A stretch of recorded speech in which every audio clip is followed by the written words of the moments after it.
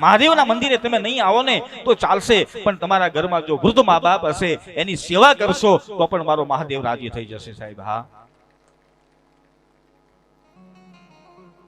માતૃદેવો ભવ અને પિતૃદેવો ભવ આપણી પરંપરા છે, આપણી સંસ્કૃતિ છે. આપણો પહેલો ગુરુ એ છે કે જેને આપણે આંગળી પકડીને ચાલતા શીખવા છે સાહેબ. મા બાપની સેવા કરો. અને મા બાપ અમારે અમને પગે લાગવાની જરૂર નથી, ના પાડું, મત આવો. હા,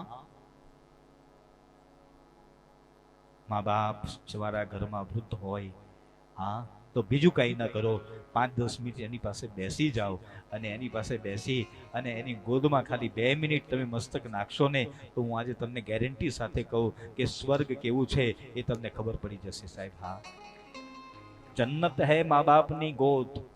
क्या है? हाँ, આના વહુને કહો હાહુ ના ખોળામાં માથું નાખો.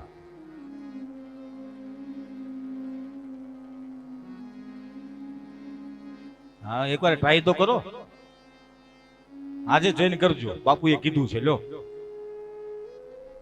જોજો. એ માવડી તમે જેવું મસ્તક નાખશો ને એ માવડી તરત તમારા માથા પર હાથ ફેરવી અને બીજું કઈ નહીં કરે પણ એની આંખમાં 2 આંસુ ચોક્કસ આવશે મેરે ભાઈ બહેન. હા, કોશિશ તો કરો, એકવાર ટ્રાય તો કરો. તકલીફ જ ત્યાં છે. હમણાં જ બિંપોરમાં કીધું, આગલું બાવણું જેટલું મજબૂત ને એટલું પાછલું બાવણું બોધું. તમે જજો, આ જેટલી મારી બહેનો બધી બેઠી છે, વહુઓ જે છે એને આજે ખાસ કહું, તમે ખાલી એટલી કોશિશ તો કરો. આ જઈને કરજો તમે તારે. હું આવતીકાલે હાહુ ને બધું પૂછીશ. હા હા,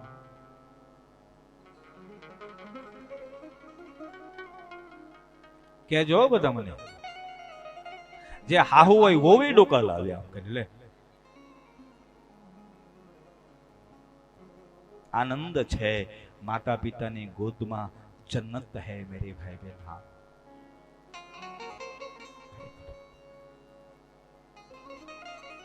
એ આપણા પ્રથમ ગુરુ છે, એ પ્રથમ સંત છે. આ આપણા માતા પિતા કે જેને મને અને તમને આ દુનિયા જોડાવી. હા, દુનિયા દેખાડી. જેને છે એની કિંમત નથી અને જેને નથી ને એનું હૃદય રડેડી રહ્યું છે સાહેબ. ઘરમાંથી વડીલ જતા રહે, ઘરમાંથી તમે જોજો આ એ ઘરની અંદર આ રિદ્ધિ સિદ્ધિ જતી રહેશે. હા, વડીલે તમારા ઘરની રિદ્ધિ સિદ્ધિ છે સાહેબ. તમે ભણો, ડોક્ટર બનો, એન્જિનિયર બનો, લાખો રૂપિયા કમાઓ, કરોડો રૂપિયા કમાઓ અને હું તો આશીર્વાદ આપું અરબો અને ખરબોના તમે માલિક બનો, પણ તમારા ઘરમાં વૃદ્ધ મા બાપની સેવા જરૂર કરજો મેરે ભાઈ બહેન. હા, કારણ કે એના આશીર્વાદ જે મળશે એ આશીર્વાદ અમે નહીં આપી શકીએ. અમારી પાછળ તમે જેટલા દોડો છો ને બસ એની કરતા 50% તમારા મા બાપની પાછળ દોડો.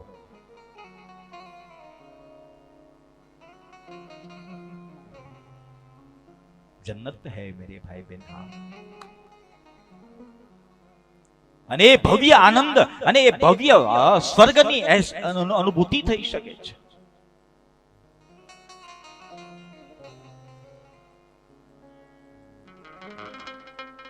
કે મા બાપે મને તમને કેમ મોટા કર્યા એ તો મા બાપ જાણે. અત્યારે તો બધું આપણા હાથમાં આવી ગયું ને એટલે એની બહુ કિંમત નથી, પણ એ મા બાપને મેળવતા મેળવતા કેમ કેમ કેમ મહેનત કરી હશે સાહેબ. હા, તો તમે ગાડી બંગલા ને મોટર વાળા થયા છો.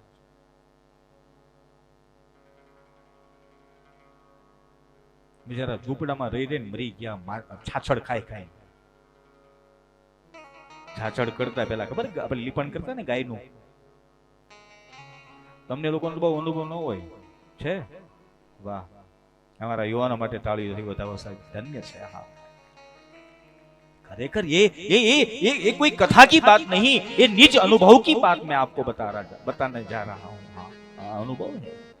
લીપણ રહેતા, પાછળવા ગોદડું નહોતું, ઉસિકા પર તક્યો નહોતો. હા, હાથનું ઓસીકું કરી અને એ મા બાપ સૂઈ જતા, પોતે અડધો રોટલો ખાતા અને પોતાના સંતાનોને પેટે પાટા બાંધી અને ભણાવતા. અને એ જ્યારે ભણી ગણી ડોક્ટર એન્જિનિયર હોશિયાર થાય પછી એના મા બાપને એમ કહે કે તમને સમજણ ન પડે. અરે લીંબોળી, એને લીમડાની લીંબોળી કહેવાય.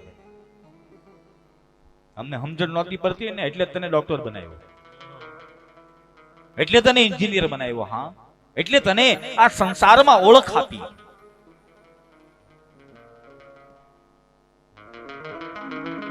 એક વાત યાદ આવી ગઈ એટલે કહી દઉં કે એક વૃદ્ધ પિતા હતા, એના છોકરાને એને ડોક્ટર બનાવ્યો, વિદેશ અમેરિકા બનાવ્યો. હા, એ અહીંથી જયારે ભણવા ગયો ને ત્યારે એનું નામ જગો હતો. શું હતું? જગો. સત્ય ઘટના છે. એનું નામ અહીંથી ભણવા ગયો ત્યારે શું નામ હતું એનું? જગો. પણ એમ કહેવાય કે 10 વર્ષ અમેરિકામાં રહી અને ડિગ્રી હાસિલ કરી. હા, ઇન્ડિયાથી ગયો ત્યારે જગો હતો અને જ્યારે અમેરિકાથી પાછો ઇન્ડિયા આવ્યો ને ત્યારે જગો મટી ગયો અને ડોક્ટર જેક્સન થઈ ગયો. હા, એ મા બાપે એને ભણાવ્યો 11 વર્ષ સુધી. એ ખર્ચા ઉઠાવી, પેટે પાટા બાંધી. હા, ગયો ત્યારે જગો હતો ને આવ્યો ત્યારે જેક્સન. ત્યારે ના પિતાજીએ કીધું કે મારો ઝગલો આવ્યો. બાપ તો ઝગલો જ હોય ને, જેક્સન થોડો થાય. જ્યારે હોય ત્યારે મારો ઝગલો આવ્યો. ગામના પાદરે બેસે ને મારો ઝગલો આવ્યો, મારો ઝગલો. પેલો સાંભળે એને અમને અકળામણ થાય. અરે મને દુનિયા ડોક્ટર જેક્સન કે મારી પાસે મોટા મોટા માણસો એપોઇન્ટમેન્ટ લઈ અને મને મળવા માટે આવે અને આ બસ ઝગલો ઝગલો ઝગલો. આમાં એક દિવસ બન્યું એવું કે બધા ડોક્ટરો સાથેની મીટિંગ અને ડોક્ટર જેક્સન પ્રમુખ સ્થાને બેસેલા એના જ ઘરે. અને આ વૃદ્ધ બાપા બિચારા, એને તો ખબર નહીં આ બધી. હા, એટલે એને કઈક કામ પડ્યું એટલે બાબાએ બૂમ પાડી, જગલા. અને પેલાનો બે ખોપરી ફાટી ગયો. હે બધા ડોક્ટરોની મીટિંગ.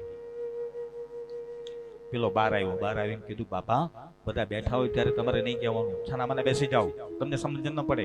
અરે પણ બેટા મારે અરે બધું તમને સમજાવું, થોડી વાર બેસી જાઓ. મીટિંગ પતી ગઈ અને પછી આવ્યો ને પછી એના બાપાને કીધું બાપા તમને ભાન નથી, એજ્યુકેટેડ માણસો બધા બેઠા હોય, હાઈ સોસાયટી, હા, અને તમે એમાં ઝગલો કરો, એમાં મારી વેલ્યુ શું? અરે બેટા મને બીજું કઈ આવડે નહીં, તો તને ઝગલો ન ગયો તો હું કહું? એનું બાપ, મારે કઈ કામ પડે તો મારે તને બોલાવવો તો પડે ને. હા, પેલો ડોક્ટર કહે કે ભલે તમારે મને બોલાવવો પડે પણ એક કામ કરો, તમને એવું ઘંટડી લાવી આપો. હા, હું જયારે મારા ડોક્ટરો કે એજ્યુકેટેડ અને હાઈ સોસાયટી મારી મીટિંગ હોય ને ત્યારે તમારે મને બૂમ નહીં પાડવાની, આ ઘંટડી રાખો, ઘંટડી વગાડવાની, એટલે સમજી જાય બાપાજીને બાપુજીને કઈ કામ પીડ્યું છે.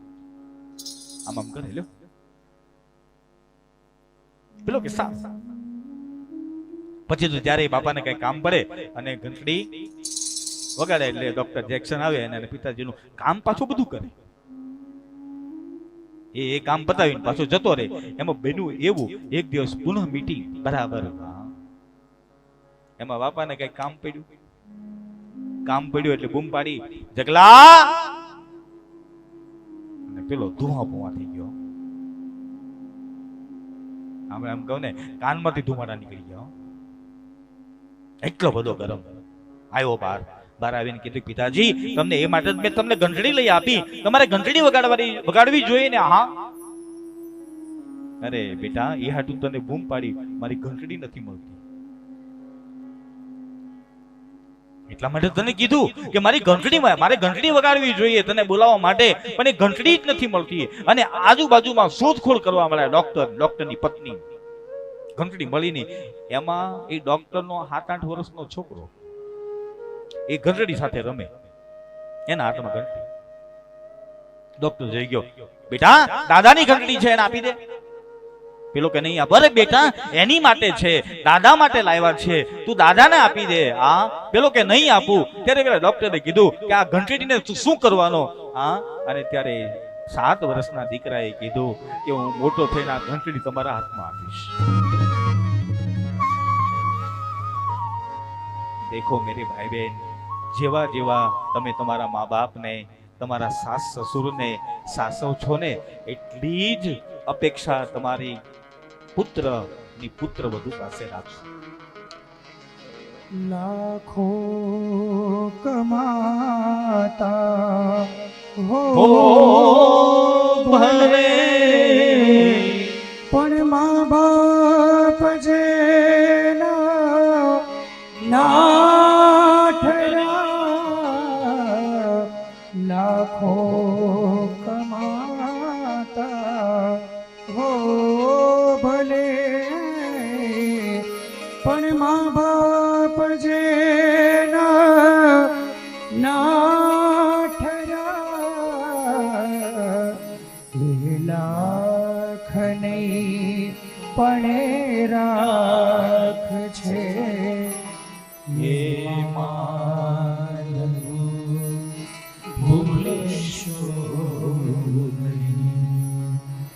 ભૂલો ભલે બીજું બધું મા બાપને ભૂલેશો. સબ કુછ ભૂલ જાના મેરે ભાઈ બહેન, કે જેને આ ધરતી પર તમને લાવ્યા છે એને કદી નહીં ભૂલતા સાહેબ. અને એને જે દિવસે ભૂલી ગયા ને તે દિવસે મારો ભગવાન તમને ભૂલી જાય. અને ભગવાન જે દિવસે તમને ભૂલી ગયો એટલે તમે કોઈ મેળના નહીં રહ્યો સાહેબ. તમારે ધનવાન બનવું હોય, તમારે આયુષ્યવાન બનવું હોય, અને તમારે ફિઝિકલી અને મેન્ટલી ફિટ રહેવું હોય, ફાઇનાન્શિયલી તમારે ફિટ રહેવું હોય, આ તો હું એમ કહું, ઠાકોરજીની જેટલી સેવા કરો છો ને એટલી સેવા તમારા વૃદ્ધ મા બાપની કરો. તમારા ઘરની અંદર આ 3 પ્રકારના સુખો મળી જશે સાહેબ.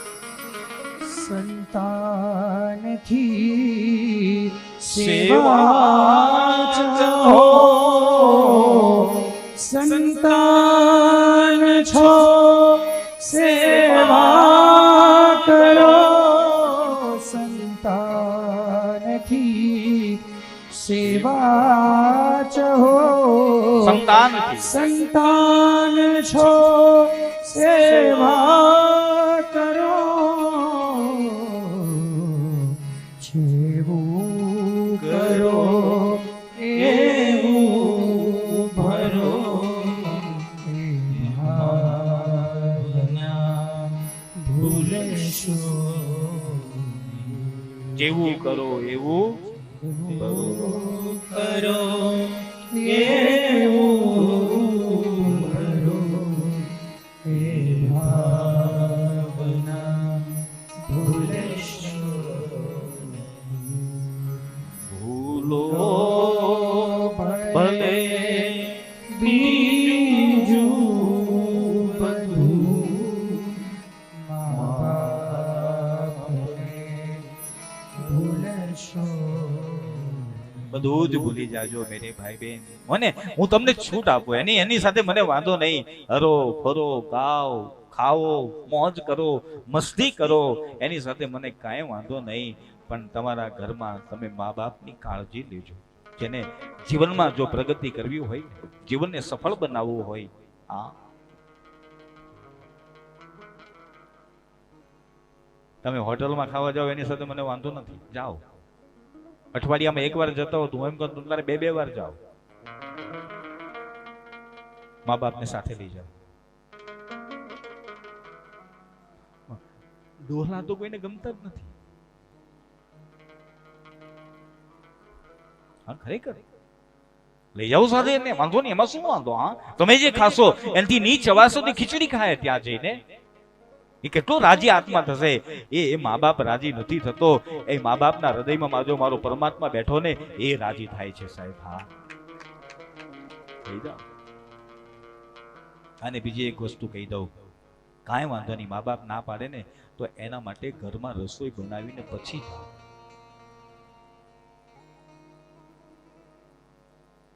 અને કદાચ મા બાપ પણ ન હોય, ઘરમાં કોઈ ન હોય, તમે ખાલી 2 પતિ પત્ની અને 2 બાળકો હોય, હા, બહાર ખાવાની ઈચ્છા થાય તો જાઓ, પણ તમારા ઘરમાં એક રોટલી તો જરૂર બનાવજો મારા ઠાકોરજી માટે.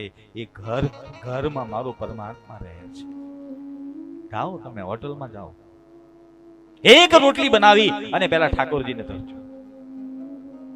અને એ રોટલી સવારમાં ગાયને કે કોઈ કૂતરાને આપી દેજો. હા, મારો પ્રભુ રાજી રહેશે. કારણ કે એ ઘર નથી કે જે ઘરની અંદર ચૂલો ન સળગે. હા, આપણા વિદ્વાનોએ નામ પાડી છે. જેમ તમને ખાવા જોઈએ એમ તમારા ઘરમાં ભગવાનને બેહાડ્યા, એને જોઈએ કે નહીં? બોલો ના. તમે તો હોટલમાં હારું ખાઈ આવ્યા, મારો પ્રભુ માટે શું? એક રોટલી બનાવજો. મારી બહેનો ખરેખર આખું પ્લાનિંગ જ હોય એનું. હા, આજે રસોઈ ચૂલો હળગાવો જ ન પડે એવું જ ગોઠવે. ખોટું નહીં લગાડતા મારી બહેનો અને માતાઓને ખાવું. અને તમે તારે ખોટું લગાડો તો લગાડજો, એની સાથે પણ મને વાંધો નહીં. અને હું તો ત્યાં સુધી જાહેરમાં કહું કે તમે મને કથા કરવા માટે બોલાવ્યો અને કદાચ પાછા બીજી વખત નહીં બોલાવો તો દેવ બાપુને કોઈ ફરક નથી પડવાનો સાહેબ. હા, મેં આપકી ઉદાર શ્રદ્ધા पे नहीं जीता. ધર્મ આસન પરથી જે મારે કહેવાનું હશે તો હું 7 દિવસ તમને કહીશ અને કહીશ. પછી તમે એનો ફોલો કરે કે ન કરો. હા, નહીં બોલાવતા, નહીં કોઈ વાત. સત્ય હશે એ ધર્મ આસન તમને કહેશે. અહીંયા ખાલી તમારા વાહવાન વખાણ કરવા માટે નહીં, તમને ખાલી બટરિંગ કરવા માટે આ દેવ બાપુ આ ભૂમિ પર નથી આવ્યા. તમને સાચો માર્ગ દેખાડવા માટે આવ્યો છું. પછી તમારે એ માર્ગે ચાલવું ન ચાલવું એ તમારા પર ડિપેન્ડ. મારી ફરજ છે કે 7 દિવસ જે ગામમાં રહો, જે ગામનું અન્ન ખાઓ, જે ગામનું પાણી પીવું, એ ગામનું કલ્યાણ થવું જોઈએ. એ અમારો ધર્મ છે સાહેબ. તમારા ગામનું પાણી પીવું છું, તમારા ગામનું અન્ન ખાઉં છું, તમારા ગામના આ દરેક યુવાનો વડીલો સતત દોડાદોડી કરી રહ્યા છે આ સેવા માટે. તો પછી મારી એટલી તો ફરજ બને કે નહીં? ગામનું કલ્યાણ કેમ થાય? કાલે જ મને જિજ્ઞેશભાઈ કહે, મને કે બાપુ તમારે એક કામ કરવાનું છે, અમારા આખા ગામમાં એકવાર તમારે હાલતા ફરવાનું છે. એની તાલાવેલી તમે જો. મેં કીધું એનો મતલબ સમજો નહીં હું. હા, હાલતા ફરવાનું. મને કે બાપુ તમારા ચરણની રજ મારા આખા ગામમાં પડે ને મારું આખું ગામ સુખી થઈ જાય સાહેબ. હા, જરૂર. એ વાત એની બિલકુલ. અને મારો પોતાનો અંગત એક જયેશભાઈ વિચાર છે. હા, કે એક દિવસ બપોરના ટાઈમે નહીં પણ સવારના ટાઈમે મારા ઉતારાથી લઈ અને આપણે એક ગામની પરિક્રમા સવારના ટાઈમે પ્રભાત ફેરી રૂપે કાઢશું. આપણે બધા સાથે મળીને, જેને જો અહીંથી તારીખ આપણે નક્કી કરશું અને પ્રભાત ફેરી એટલે આપણે ચાલતા. હા, એ બાને આ ગામની ઢીંગી ધરા તો જુઓ. આ ગામનો એક મહાપુરુષ દેશનો વડાપ્રધાન બન્યો છે સાહેબ. આ કઈ જેવી તેવી ધરા નથી. આ ધરાએ દેશને આખા વર્લ્ડને ધ્રુજાવ્યું છે સાહેબ. આજે એ પરમાત્મા મોરારજીભાઈ દેસાઈ, તમે જવો તો ખરા.